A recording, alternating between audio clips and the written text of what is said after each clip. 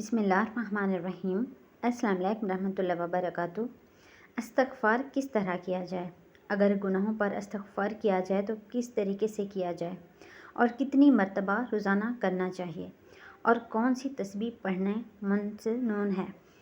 استغفار کے معنی ہے توبہ کرنا، یعنی اپنے گناہوں اور قصوروں کی معافی مانگنا اور بخشش طلب کرنا، اور اس کی حقیقت اور روح یہ ہے کہ آدمی اپنے گناہوں کو سوچے جنہوں نے اس کے نفس کو گھیر رکھا ہے، یعنی اس کو میلا اور گندا کر رکھا ہے، اور پھر اسباب مغفرت اختیار کر کے نفس کو ان گناہوں سے پاک کرے۔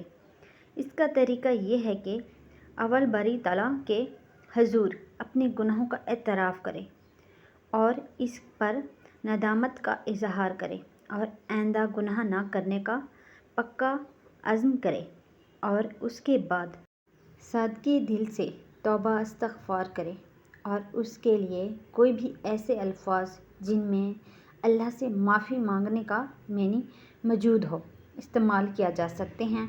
اسے مفہوم کی ادائیگی کے لیے سچے دل سے استغفر اللہ بھی کہا جا سکتا ہے، اور اس کے لیے بہترین الفاظ میں سے چند یہ ہیں۔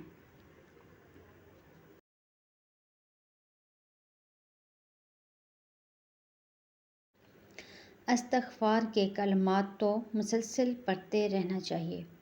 نبی کریم صلی اللہ علیہ وآلہ وسلم سے ایک مجلس میں 70 مرتبہ استغفار ثابت ہے۔ البتہ گناہوں سے سچے دل سے توبہ کرنے کے بعد گناہوں کے بارے میں اپنا اختیار سے بار بار نہیں سوچنا چاہیے۔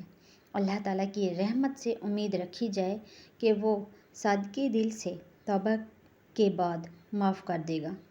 اگر آپ کو ویڈیو اچھی لگی اسے آپ نے لائک کرنا ہے، شیئر کرنا ہے اور چینل کو سبسکرائب کرنا ہے۔ جزاک اللہ۔